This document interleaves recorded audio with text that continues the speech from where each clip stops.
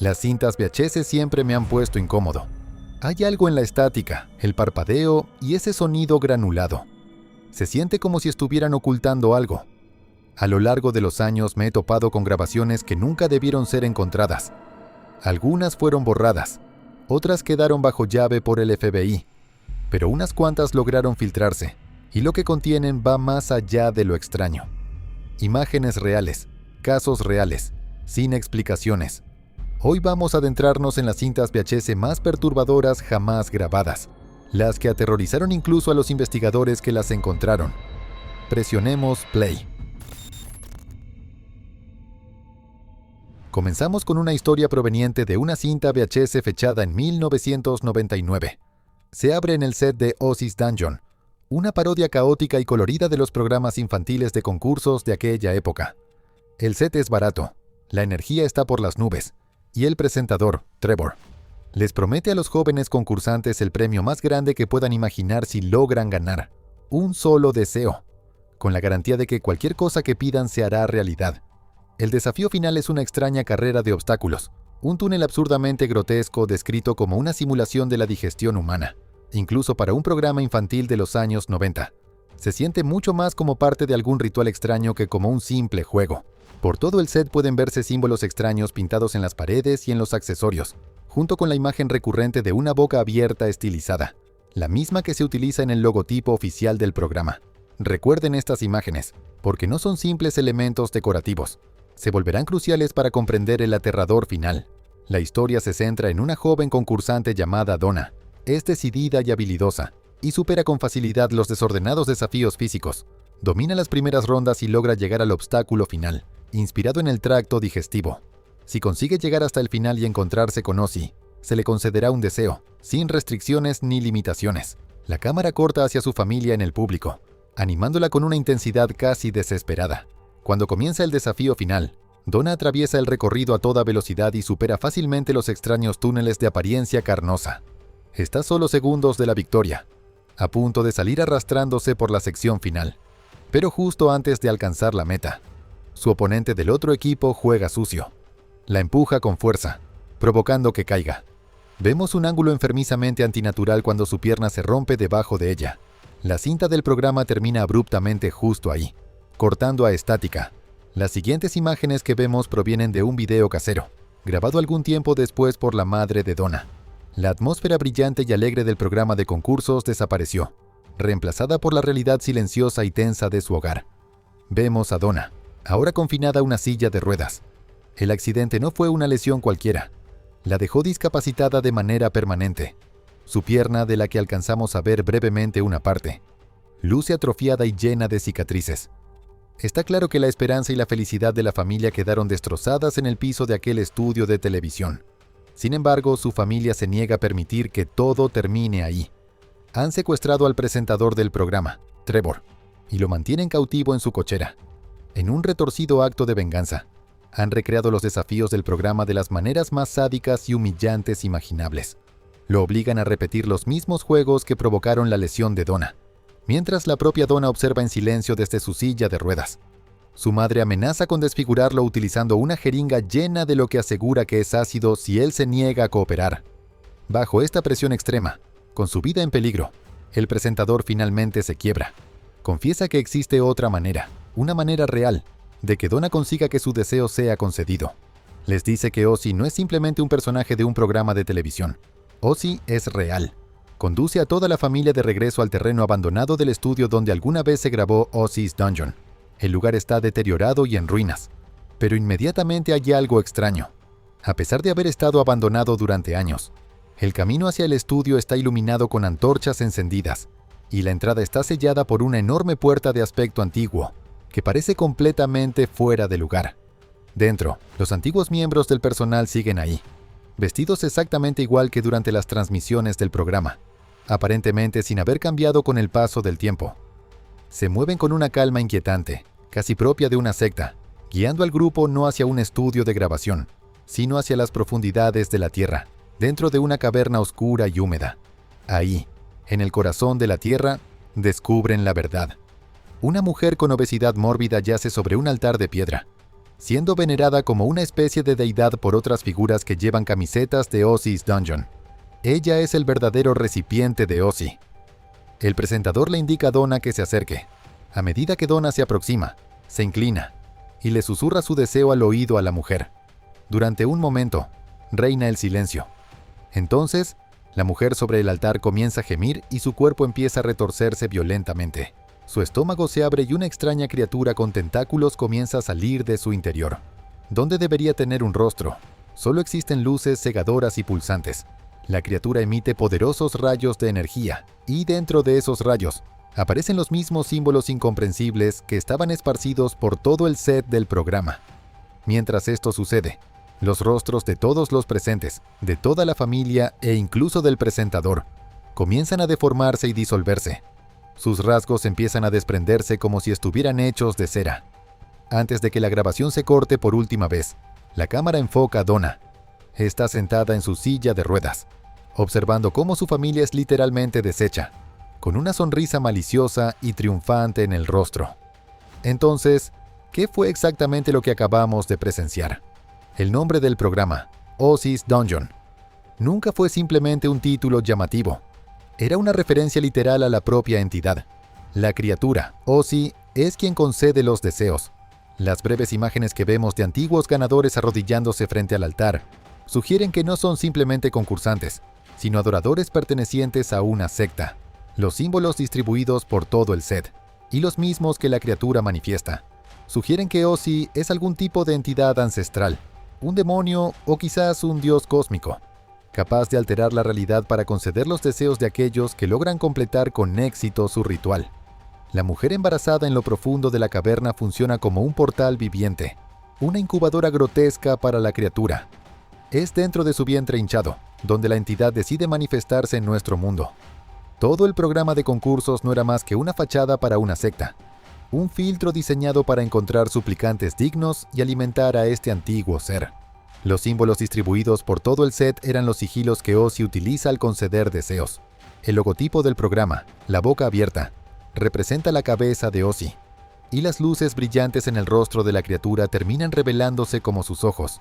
La extraña estatua de aspecto carnoso que aparece en el set era una referencia a su cuerpo, e incluso los miembros del personal resultan ser adoradores completamente entregados, guiando a la familia de Donna hacia el ritual final de invocación y ayudando en la violenta manifestación de la criatura y el deseo de Donna.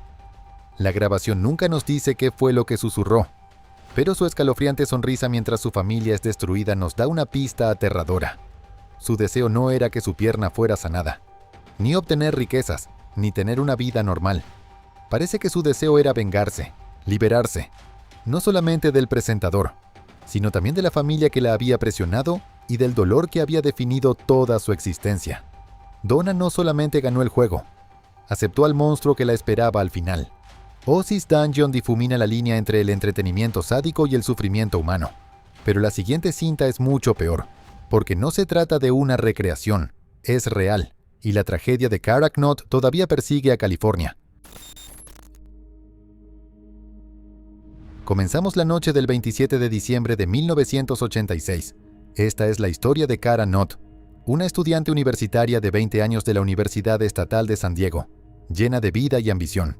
Su infancia en el cajón había sido feliz, rodeada de una familia que apoyaba sus sueños. Cara estudiaba televisión y periodismo, un campo que encajaba perfectamente con su personalidad curiosa y extrovertida. Era una estudiante dedicada, participaba activamente en la vida universitaria y pasaba su tiempo libre trabajando en un zoológico local y en una tienda de alimentos saludables, siempre tratando de hacer del mundo un lugar un poco mejor. Para su cumpleaños número 20, su padre le había regalado un Volkswagen Beetle blanco de 1968, en condiciones impecables, un automóvil que ella adoraba. Aquella noche, Cara conducía su querido Volkswagen de regreso a casa después de visitar a su novio, quien estaba enfermo. El recorrido de 50 kilómetros desde Escondido hasta el cajón era uno que conocía perfectamente. Alrededor de las 8 de la noche llamó a su padre para avisarle que ya iba de regreso. Pero las horas comenzaron a pasar y el cielo se oscureció. Cara nunca llegó. Su padre llamó al novio de Cara, quien confirmó que ella había salido de su casa varias horas antes. La familia ya no podía seguir esperando. Comenzaron su propia búsqueda. separándose para recorrer las dos posibles rutas que Kara podría haber tomado. Llamaron a la policía, pero les dijeron que tenían que esperar 24 horas antes de poder presentar una denuncia por la desaparición de una persona adulta. La familia estaba sola. Cuando comenzó a amanecer, la hermana de Kara y su esposo decidieron revisar un tranquilo camino rural que corría paralelo a la carretera principal. A lo lejos vieron un automóvil estacionado cerca de un viejo puente abandonado. Era el Volkswagen blanco de Kara. Las puertas del automóvil estaban abiertas, las ventanas estaban abajo, y su bolso todavía se encontraba sobre el asiento. Las llaves seguían puestas en el encendido, como si hubiera estado a punto de marcharse, o hubiera sido interrumpida con una urgencia extrema. Pero no había ninguna señal de Kara. Cuando llegó la policía, comenzaron a registrar el área alrededor del puente. Abajo, dentro de un cañón cubierto por una vegetación densa, hicieron un descubrimiento devastador. Encontraron el cuerpo de Kara Knott. Había sido arrojada desde el puente. La búsqueda desesperada que su familia había realizado durante toda la noche había terminado de la manera más trágica imaginable. La investigación comenzó inmediatamente, pero la escena del crimen ofrecía muy pocas pistas. No había señales de lucha, no había huellas dactilares, y tampoco había ADN que pudiera conducir hacia un sospechoso. La única evidencia física era un conjunto de marcas de neumáticos sobre el puente que no coincidían con el Volkswagen de Kara. Otro vehículo había estado ahí. La primera persona investigada por la policía fue el novio de Kara, Wayne, la última persona conocida que la había visto con vida. Sin embargo, Wayne tenía una coartada sólida, confirmada por su hermana. Había permanecido en casa hasta enterarse de que Kara estaba desaparecida, momento en el que se unió a la búsqueda. Después, las sospechas se dirigieron hacia el padre de Wayne, quien era dueño de la tienda de alimentos saludables donde Kara trabajaba. Su comportamiento durante el funeral de Kara fue considerado excesivamente emocional, y además tenía fama de coquetear con mujeres jóvenes. Un testigo incluso informó haber visto un automóvil similar al suyo cerca de la escena del crimen. Sin embargo, los registros telefónicos demostraron que se encontraba a más de 1 hora de distancia en el momento del asesinato, lo que lo descartó como sospechoso. Sin ninguna otra pista, el caso se estancó. Los investigadores recurrieron al público en busca de ayuda. La historia de la muerte de Kara recibió una amplia cobertura en las noticias. Unos días después de la muerte de Kara, como parte de una campaña de seguridad vial, un equipo de noticias de una estación local grabó un segmento acompañando a un agente durante su patrullaje, para ofrecer consejos de seguridad al público. El agente que eligieron fue Craig Pyre. Las imágenes muestran a Pyre dentro de su patrulla, recorriendo su ruta y hablando con el reportero. Los espectadores que habían estado siguiendo de cerca el caso notaron algo más. En el rostro de Pyre había varios rasguños profundos y recientes. Cuando le preguntaron por ellos, Pyre afirmó que se había resbalado con gasolina derramada en una estación y había caído contra una cerca de alambre de púas. La explicación parecía poco convincente y sumamente improbable. Más tarde, sus compañeros declararon que eso era poco probable, ya que la cerca estaba lejos de las bombas de gasolina y el alambre se encontraba muy por encima de su cabeza. Los rasguños habían aparecido exactamente el mismo día en que Kara Knott fue asesinada. Estas imágenes cambiaron por completo el rumbo de la investigación. La policía recibió casi 300 llamadas. Decenas de mujeres llamaron para denunciar encuentros inquietantes con el mismo agente de la patrulla de caminos de California. El agente, Craig Pyre, las había detenido exactamente en el mismo tramo de carretera donde fue encontrado el cuerpo de Kara. Los relatos de las mujeres eran inquietantemente similares. Pyre las detenía, casi siempre cuando conducían solas, y entablaba con ellas largas conversaciones personales que frecuentemente se volvían incómodas e íntimas. Algunas veces hablaba durante más de 1 hora, e incluso les sugería salir de la carretera principal y dirigirse hacia el camino desierto que llevaba al puente abandonado, exactamente el lugar donde Kara había sido encontrada. Algunas mujeres dijeron que les tocaba el cabello o los hombros, acciones que iban muchísimo más allá de los límites de una detención de tránsito rutinaria. Este patrón de comportamiento era una enorme señal de alerta. A simple vista, Craig Pyre parecía el ejemplo perfecto de un agente modelo, un veterano de Vietnam de 38 años. Llevaba 13 años trabajando para la patrulla de caminos y era muy respetado por sus compañeros. Estaba casado y tenía 2 hijos. Ahora los detectives tenían a un sospechoso principal, y las pruebas en su contra comenzaron a acumularse. Examinaron el registro de servicio de Pyre correspondiente a la noche del asesinato. Una anotación, correspondiente a una detención realizada a las 9:30 de la noche, aproximadamente a la hora del asesinato. Había sido borrada y reescrita. La anotación original marcaba las 10:30 de la noche. Parecía que Pyre había falsificado el registro para crearse una coartada. El conductor, al que aseguraba haber multado a las 9:30, confirmó que la detención en realidad había ocurrido una hora más tarde. Un análisis de la patrulla de Pyre reveló que sus neumáticos coincidían perfectamente con las marcas encontradas sobre el puente. En la cajuela, escondida debajo de la llanta de refacción, encontraron una cuerda. El análisis forense concluyó que esa cuerda era consistente con las marcas encontradas en el cuello de Cara. Las pruebas ahora vinculaban directamente a Pyre y a su vehículo con la escena del crimen. Aunque los análisis de ADN eran limitados en aquella época, la ciencia forense todavía proporcionó las conexiones finales. Pequeñas fibras de tela de color dorado encontradas sobre la ropa de Cara coincidían perfectamente con el material de los parches del uniforme de Pyre. A su vez, fibras microscópicas de color morado provenientes de los pantalones que Cara llevaba puestos fueron encontradas en las botas de Pyre. También analizaron una diminuta gota de sangre encontrada en la bota de Cara. Era sangre O negativo, un tipo sanguíneo poco común. El tipo de sangre de Cara era diferente. Craig Pyre era O negativo. Los detectives teorizaron que Cara le había arañado el rostro durante el forcejeo, dejando sangre de Pyre sobre su zapato. El 17 de enero de 1987, Craig Pyre fue arrestado. Insistió en que era inocente. Su primer juicio terminó con un jurado estancado, incapaz de alcanzar un veredicto unánime. Pero durante el segundo juicio, la fiscalía presentó la abrumadora evidencia circunstancial. Casi 30 mujeres testificaron sobre el perturbador comportamiento de Pyre. Sus compañeros admitieron que en realidad nunca lo habían visto caer contra la cerca, sino que simplemente estaban repitiendo la versión que él les había contado. Esta vez el jurado lo declaró culpable. Craig Pyre fue condenado a cadena perpetua, sin posibilidad de libertad condicional. Años más tarde, en 2004, con los avances en la tecnología del ADN, a Pyre se le ofreció la oportunidad de demostrar definitivamente su inocencia. Una prueba podía comparar su ADN con la sangre encontrada en la bota de Cara. Se negó sin dar ninguna explicación. La familia de Cara Knott logró impulsar con éxito nuevas leyes, creó becas universitarias a nombre de Cara y estableció una reserva natural en el terreno cercano al lugar donde murió. Su padre, quien luchó incansablemente para obtener justicia, falleció en el año 2000 mientras visitaba la reserva dedicada a la memoria de su hija.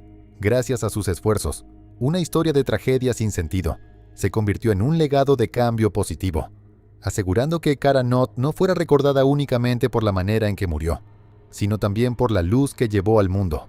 La historia de Cara nos demuestra cómo el mal puede esconderse detrás de una figura de autoridad, pero la siguiente cinta elimina por completo esa protección, colocándonos dentro de una casa donde la autoridad no existe y donde la ayuda jamás llegará.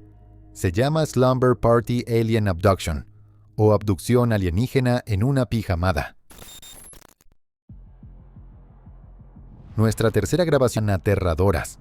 Vemos a dos hermanos pequeños, Gary y Randy, jugando y haciendo tonterías en el patio trasero de su casa. El mundo. ¿Vis? Puede verse una figura en el fondo. Es alta, antinaturalmente delgada y oscura. Su cabeza es bulbosa y sus extremidades son alargadas, casi como una figura de palito salida de una pesadilla. Está ahí durante menos de un segundo antes de sumergirse. Completa. Su objetivo es grabar a uno de los amigos, que está sentado solo en la oscuridad, durante un momento privado y vergonzoso, mientras Jen y Zach lo confrontan riéndose. Toda la atmósfera de la casa cambia instantáneamente, con cuerpos imposiblemente altos y delgados.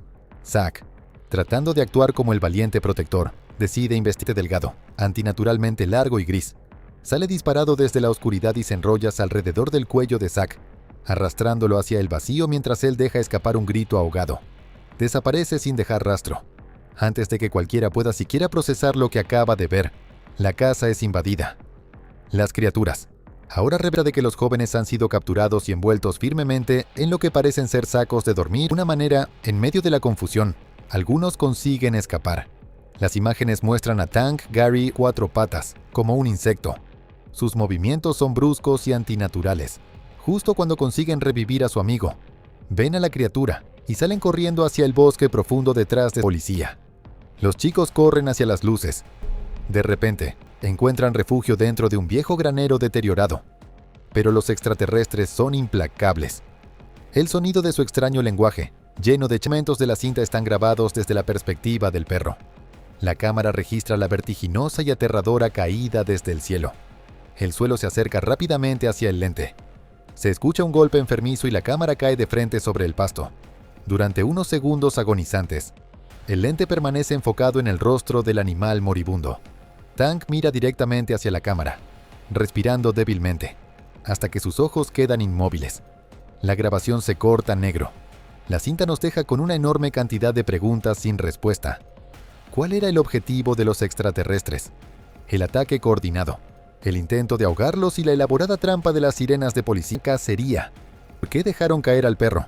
¿Fue simplemente un accidente o fue un último y cruel mensaje de sus captores? La grabación no ofrece ninguna respuesta. Es simplemente el registro granulado y silencioso de una noche de terror absoluto que termina con un terrible acto de crueldad. La cinta de la abducción alienígena termina en silencio, sin respuestas, sin sobrevivientes. Pero algunas veces, el silencio habla más fuerte que los gritos. Nuestra siguiente cinta comienza con un equipo de noticias descendiendo hacia un drenaje pluvial, persiguiendo un rumor que debieron haber ignorado. La cuarta cinta que examinaremos se llama Storm Drain. A diferencia de muchas grabaciones de metraje encontrado que son recuperadas por casualidad, esta grabación formaba parte de un reportaje profesional que terminó convirtiéndose en un evento catastrófico. Las imágenes fueron grabadas para Channel 6 News por un camarógrafo llamado Jeff, quien seguía a su ambiciosa compañera, la reportera Holly. El segmento presentado por Holly es una investigación sobre una leyenda local que ha comenzado a ganar popularidad. Una criatura a la que la comunidad apodó Ratman, el hombre rata. El reportaje es un collage de entrevistas breves. Vemos imágenes de adolescentes locales que hablan sobre la criatura con una combinación de miedo y emoción. Describen avistamientos cerca del sistema de drenajes pluviales del pueblo. Una figura sombría observada en los límites de los túneles. Después, el reportaje corta una entrevista con un ministro local. Habla con calma y autoridad, descartando los avistamientos como producto de imaginaciones demasiado activas. Les pide a los habitantes que respondan con fe y no con folclore. La última entrevista es con un hombre que parece ser un supervivencialista. Está parado cerca de una de las entradas al alcantarillado, armado, y habla con una convicción intensa, insistiendo en que algo peligroso vive debajo de sus pies. Holly, la reportera, considera que se trata de una historia peculiar pero insignificante. Sin embargo, la cinta después cambia imágenes sin editar grabadas más tarde ese mismo día. Ahora estamos viendo todo a través del lente de la cámara de Jeff. Él y Holly están discutiendo cuál será su siguiente movimiento. Holly le informa a Jeff que el gerente de la estación, intrigado por la pequeña atención que ha generado la historia, les ordenó entrar a los drenajes pluviales para obtener imágenes exclusivas. Holly está visiblemente emocionada con la asignación, ya que la considera una oportunidad para impulsar su carrera. Jeff duda claramente, pero decide seguirla. El mundo limpio y bien iluminado del estudio de noticias es reemplazado por un ambiente estrecho, oscuro y opresivo. La única fuente de iluminación es la luz instalada en la cámara de Jeff. A medida que avanzan más profundamente, sus bromas despreocupadas del principio desaparecen y son reemplazadas por un silencio tenso. Los movimientos de la cámara de Jeff se vuelven cada vez menos estables, reflejando su creciente ansiedad. Su primer descubrimiento importante es un campamento improvisado. Dentro de una pequeña cavidad encuentran un colchón sucio y una pila de lo que parecen ser juguetes infantiles, junto con botellas vacías de licor. Holly teoriza que quizá una comunidad de personas sin hogar vive ahí abajo, y lo presenta como una historia importante que merece ser contada. Mientras continúan avanzando, la cámara de Jeff repentinamente capta un movimiento dentro de la oscuridad. Enfoca el lente justo a tiempo para captar la imagen de un hombre parado completamente inmóvil, observándolos. Antes de que Holly siquiera pueda llamarlo, el hombre se da la vuelta y se retira silenciosamente hacia la oscuridad, desapareciendo por completo. No están solos, y alguien ya los vio. Alterada, pero todavía decidida a continuar, Holly los guía más adentro hasta que encuentran a otra persona. Este hombre está sentado contra la pared de uno de los túneles, cubierto de suciedad. Holly se acerca con cuidado y le pregunta si vive ahí y si sabe algo sobre Ratman. El hombre levanta la mirada. Sus ojos están completamente abiertos y parece sentir auténtico terror. Susurra: «Es real. Está aquí abajo». Después les muestra una sonrisa aterradora y antinatural mientras un líquido oscuro y espeso comienza a salir de su boca. No parece sentir dolor. Simplemente sonríe mientras sangra. Jeff le dice a Holly que deben irse inmediatamente. Aterrorizados, se dan la vuelta y comienzan a correr por donde llegaron. A lo lejos, los gritos de Holly repentinamente comienzan a resonar por los túneles. Jeff duda durante un momento. Se da la vuelta y recibe inmediatamente un golpe de alguien o algo desde un costado. Cuando las imágenes regresan, la cámara está tirada sobre el suelo apuntando hacia arriba. Jeff, el camarógrafo, parece estar despertando. Manos que no podemos ver lo arrastran hasta colocarlo sentado. Después alguien levanta la cámara y vemos la escena desde su perspectiva. Están dentro de una zona mucho más grande y cavernosa del sistema de alcantarillado. Un grupo de personas, los habitantes de este mundo subterráneo, los rodea formando un silencioso semicírculo. Holly también está consciente, retenida a unos cuantos metros de distancia. Entonces una figura da un paso hacia adelante para dirigirse a ellos. Es el ministro del reportaje de noticias. Le dice a Holly que vino buscando una historia y que ahora pasará a formar parte de su historia. Habla de un ser al que llama Ratma, una criatura que les ofrece salvación dentro de la oscuridad. 2 miembros de la congregación arrastran a Jeff hacia adelante, acercándolo a la entrada de un túnel oscuro y estrecho. El ministro comienza a recitar cánticos en un idioma imposible de reconocer. En respuesta, un sonido emerge desde el túnel. Un ruido húmedo, lleno de chasquidos, claramente inhumano. Desde la oscuridad aparece una figura. Debido a la poca iluminación, la grabación tiene dificultades para captar una imagen clara, pero lo que podemos distinguir es aterrador. Es una criatura pálida y extremadamente delgada, vagamente humanoide, pero con rasgos deformados similares a los de un roedor. Se mueve con movimientos bruscos y antinaturales. Esta es la entidad a la que llaman Ratma. El ministro se acerca a la criatura sosteniendo un recipiente. Ratma se inclina sobre él y deposita dentro una sustancia espesa, negra y ácida. Después, el ministro se vuelve hacia Jeff. Mientras unge a Jeff con la sustancia, el audio se llena con un terrible sonido de algo quemándose y con los gritos amortiguados de Jeff. Vemos el rostro aterrorizado de Holly mientras el ministro y sus seguidores la arrastran frente a la criatura. Ratma se alza sobre ella. Holly deja escapar un último grito desgarrador y la pantalla corta estática. La sección final de la cinta quizás sea la más perturbadora. La estática desaparece y ya no estamos dentro del alcantarillado. Estamos viendo la transmisión en vivo de Channel 6 News, aparentemente al día siguiente. El estudio está brillante, limpio y profesional. Y sentada en el escritorio de noticias, perfectamente compuesta y aparentemente ilesa, está Holly. Lee tranquilamente desde el teleprompter. Su copresentador, Bill, se vuelve hacia ella y le pregunta si se siente bien, señalando que parece estar un poco enferma. Holly sonríe ligeramente y dice que nunca se había sentido mejor. Entonces su cuerpo sufre una fuerte convulsión y se inclina hacia adelante.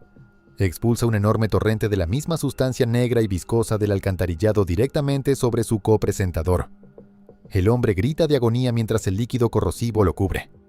En medio del caos del estudio de noticias, Holly acomoda su saco, mira directamente hacia la cámara principal y con una sonrisa serena e inmutable, comienza a leer la siguiente noticia como si absolutamente nada hubiera sucedido. La grabación termina, dejándonos con la escalofriante implicación de que Holly nunca escapó del drenaje pluvial. Simplemente llevó sus horrores de regreso a la superficie. Storm Drain se siente como terror preparado para una película, una leyenda urbana capturada en VHS. Pero el siguiente caso es algo mucho más extraño. Un hombre que interpretó al mismo tiempo los papeles de héroe y monstruo, grabado no por él mismo, sino por todo el mundo de los medios de comunicación. La mañana del 18 de noviembre de 2011, un equipo de noticias en Sydney, Australia, entrevistó a un hombre que estaba parado cerca de los restos todavía humeantes del asilo Quakers Hill Nursing Home. El edificio había sido devastado por un incendio mortal y el hombre, un enfermero certificado llamado Roger Dean, se presentó ante las cámaras como un héroe. I'm Roger. I'm one of the nurses, and just there was a fire, and I just quickly just did what I can, get everyone out, and the smoke is just overwhelming. But you know, we got a lot of people out, so that's the main thing. A simple vista, parecía un cuidador. Un hombre que había enfrentado valientemente el caos para salvar a los residentes de edad avanzada que estaban bajo su responsabilidad. Pero Roger Dean no era un héroe. Era el hombre que había provocado los incendios. Para cuando dio aquella entrevista, ya sabía que sus acciones habían causado la muerte de 11 personas y habían dejado gravemente heridas a otras 8. Lo que nadie sabía todavía era que este acto de asesinato masivo había sido un intento desesperado por encubrir un delito menor. La historia del incendio comienza con una adicción a las drogas. Dean, un supervisor nocturno de 35 años en el asilo, había estado robando analgésicos de prescripción médica. Las grabaciones de seguridad de la noche anterior al incendio, Lo mostraban entrando 36 veces al cuarto de tratamiento cerrado con llave durante su turno. Una clara violación del protocolo. Al día siguiente, una auditoría reveló que faltaban 237 tabletas de un potente analgésico a base de opiáceos. La policía fue llamada al asilo aquella tarde para investigar. Dean fue interrogado, pero los agentes tuvieron que marcharse para atender un asunto más urgente antes de poder terminar. Dean sabía que lo habían descubierto. Estaba acorralado, y cuando comenzó su turno aquella noche, necesitaba una distracción. Necesitaba destruir las pruebas. Lo que ocurrió después fue una escena que los primeros equipos de emergencia describirían más tarde como la peor pesadilla de cualquier bombero.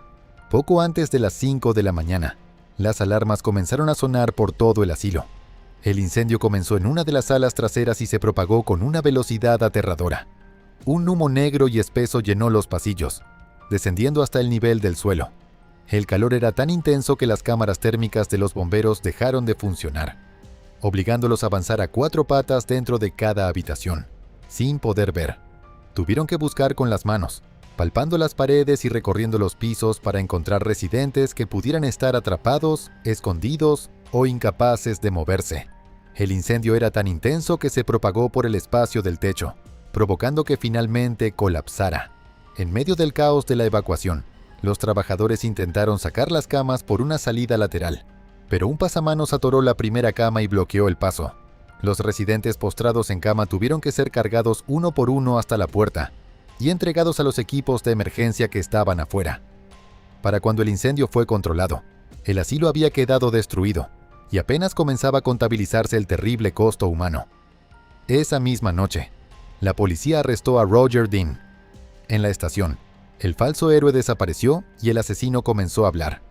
El video de su confesión ofrece una mirada escalofriante e inolvidable a la mente de un hombre que intenta explicar lo inexplicable. Sentado frente a un detective, Dean se muestra sorprendentemente tranquilo mientras admite haber provocado el incendio. Les dice a los agentes que encontró el encendedor de cigarrillos de un compañero de trabajo. Sus palabras son casi infantiles por su simplicidad, como si estuviera hablando de una travesura menor y no de un incendio infernal que cobró 11 vidas. Les cuenta que entró a una habitación vacía en una de las salas del edificio. Describe cómo prendió fuego a una sábana y observó cómo las llamas comenzaban a extenderse, admitiendo que se asustó cuando vio lo rápido que se propagaban. Pero ahí no terminó todo. Explica que fue a otra habitación y provocó un segundo incendio. 2 de las mujeres que se encontraban en esa habitación, Dorothy Williams y Dorothy Sterling, no podían moverse. Dependían completamente de los cuidados de su enfermero, Roger Dean. Ambas mujeres murieron en el incendio. A medida que la entrevista continúa, la historia de Dean se vuelve cada vez más extraña. Parece estar buscando una razón que explique sus acciones, algo que le permita desviar la culpa lejos de sí mismo. But it was like Satan saying to me that it's the right thing to do. Explica que comenzó a llevar una Biblia al trabajo y a usar un crucifijo porque tenía miedo de las pesadillas que estaba teniendo. Sin embargo, sus afirmaciones de estar siendo controlado por el mal quedan completamente contradichas por sus acciones calculadas. Durante el incendio, mientras los bomberos arriesgaban sus vidas, Dean volvió a entrar sigilosamente al edificio. No estaba intentando salvar a nadie. Regresó al cuarto de tratamiento para recuperar los libros de registro de medicamentos, justamente la evidencia que demostraría su robo. Después de abandonar la escena y dar su entrevista heroica a las noticias, regresó a casa, rompió los registros en pedazos y los tiró en un contenedor de basura ubicado en otra dirección. Estas no son las acciones de un hombre abrumado por el mal, son las acciones de un criminal tratando de borrar sus huellas. Él se veía a sí mismo como 2 personas diferentes: el buen enfermero que amaba a sus pacientes y la víctima de pensamientos malignos que había sido obligada a matarlos. Cuando su caso llegó a juicio, Dean inicialmente se declaró no culpable de asesinato, esperando recibir un cargo menor por homicidio involuntario. Pero la mañana en que su juicio estaba programado para comenzar, cambió su declaración y se declaró culpable de los 11 cargos. Su equipo de defensa argumentó que su capacidad para tomar decisiones estaba afectada por un trastorno de personalidad y por su adicción a las drogas, pero la jueza Megan Latham no estuvo de acuerdo. Declaró que las acciones de Dean habían sido planeadas y que su responsabilidad moral no se veía reducida por su condición. Fue condenado a cadena perpetua, sin posibilidad de libertad condicional. Una investigación posterior reveló un historial perturbador que debería haber impedido que Roger Dean trabajara como enfermero desde un principio. Había sido suspendido de un trabajo anterior en un hospital por sospechas de consumo de drogas, donde sus compañeros señalaron que hablaba arrastrando las palabras y parecía estar sedado. En otro hospital, acosó a una empleada que había expresado preocupaciones sobre su trabajo y eventualmente terminó dañando su automóvil. Cuando solicitó el puesto en Quakers Hill, su currículum estaba en su mayor parte desactualizado. Indicaba como su empleo más reciente una tienda de pasteles de queso. El asilo nunca verificó sus referencias laborales. El sistema falló. A un hombre con un historial claro de abuso de drogas, engaños y comportamiento amenazante, le entregaron las llaves de un cuarto de medicamentos y le confiaron las vidas de las personas más vulnerables. What I heard yesterday too, that it was only $89 worth of drugs he had on him at the time. I'd give him $89 so long as he gives my mother back. I'd give him $89,000 to get my mother back, which will never happen, just for that lousy bit of drugs. Roger Dean culpa a Satanás, culpa los pensamientos malignos, culpa todo menos a sí mismo. Los monstruos más aterradores no son los que parecen malvados, sino aquellos que usan un disfraz en el que nos enseñaron a confiar, aquellos que llevan un uniforme de enfermero y le dicen al mundo que son héroes. La historia de Dean demuestra cómo la máscara de un solo hombre puede engañar a toda una ciudad. Pero, ¿qué sucede cuando la máscara no es un disfraz, sino una lección? La siguiente cinta no es una noticia ni una película de metraje encontrado. Es una guía práctica para hacer algo indescriptible. It's much better. If you want to, afterwards, you can set it down, put a black candle on the top and let it bleed down. Let the candle wax fall and it looks nice. Okay, so what you do, if you want, you can try diluted bleach on it, okay? You dip it in there for a few seconds, all right? So wash it off, all right? Then afterwards you dip it back in, wash it off. Hay videos en internet que son tan extraños, tan inquietantes, que terminan convirtiéndose en leyendas urbanas modernas. Esta es la historia de uno de esos videos. Es una grabación casera granulada, de aproximadamente media hora de duración, que ha desconcertado a los detectives de internet durante décadas. El título que eventualmente recibió en línea es Grave Robbing for Morons, o Robar tumbas para idiotas. El clip muestra a un joven no identificado que explica con un nivel de detalle inquietante cómo saquear tumbas, exhumar cadáveres y venderlos en el mercado negro para obtener ganancias. Durante todo su tutorial, sostiene despreocupadamente un cráneo humano, que según él fue desenterrado recientemente. El video resulta profundamente perturbador, no solamente por el tema que trata, sino también por la actitud del joven. Por un lado, ofrece consejos criminales sensatos, como utilizar nombres falsos. Por otro, hace la disparatada afirmación de que no puedes dejar testigos, sugiriendo que deberías dejarlos inconscientes para que crean que todo fue un sueño. A pesar de presentarse como alguien con experiencia, en cierto momento admite que apenas es la segunda vez que hace algo así. Sin embargo, al final del video parece abandonar por completo cualquier precaución. Dice que su nombre es Anthony, e incluso menciona los nombres de sus cómplices. Afirma que forman parte de una nueva tendencia y anuncia cuál será su ambicioso siguiente objetivo. La fascinación de Internet por este clip proviene de una curiosidad morbosa. Pero para entender qué tan real podría ser esta cinta, tenemos que observar el sorprendentemente activo y lucrativo comercio de restos humanos. Lo que el joven del video está describiendo se conoce con mayor precisión como robo de cadáveres, no como saqueo de tumbas. El término saqueo de tumbas se refiere a robar las pertenencias enterradas junto a una persona fallecida, mientras que el robo de cadáveres consiste en llevarse el propio cuerpo. Y aunque podría sonar como algo salido del siglo XIX, este comercio sigue muy vivo. Históricamente, la demanda de restos humanos siempre ha sido mucho mayor que la oferta legal. En el siglo XIX, las facultades de medicina necesitaban cadáveres para estudiar anatomía, pero existían muy pocas formas legales de conseguirlos, lo que provocó el surgimiento de ladrones de cuerpos profesionales. En la actualidad, aunque las personas pueden donar sus cuerpos a la ciencia, no todos lo hacen, y no todos los cuerpos donados terminan donde se supone que deberían terminar. En cambio, pueden caer dentro de un mercado gris sin regulación, donde intermediarios con fines de lucro venden restos humanos al mejor postor. Artículos académicos publicados desde 2003 ya documentaban la venta de restos humanos en eBay, señalando que un mercado comercial podría fomentar el robo en tumbas y morgues.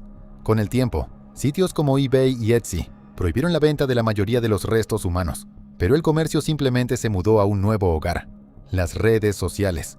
En plataformas como Facebook, grupos privados con decenas de miles de miembros funcionan como mercados de rarezas humanas. Una investigación realizada por Life Science en 2020 se infiltró en estas comunidades y encontró usuarios que admitían abiertamente saquear tumbas y anunciaban la venta de especímenes increíblemente jóvenes, los cuales alcanzan precios más altos. El abismo no grita, susurra, y tú has decidido escuchar.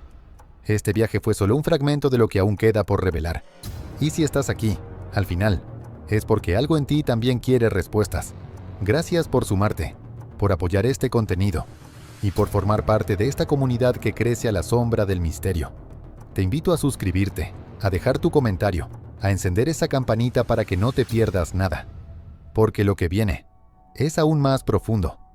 Hasta la próxima entrega, cuando la oscuridad vuelva a hablar y tú decidas, una vez más, escuchar la voz del abismo.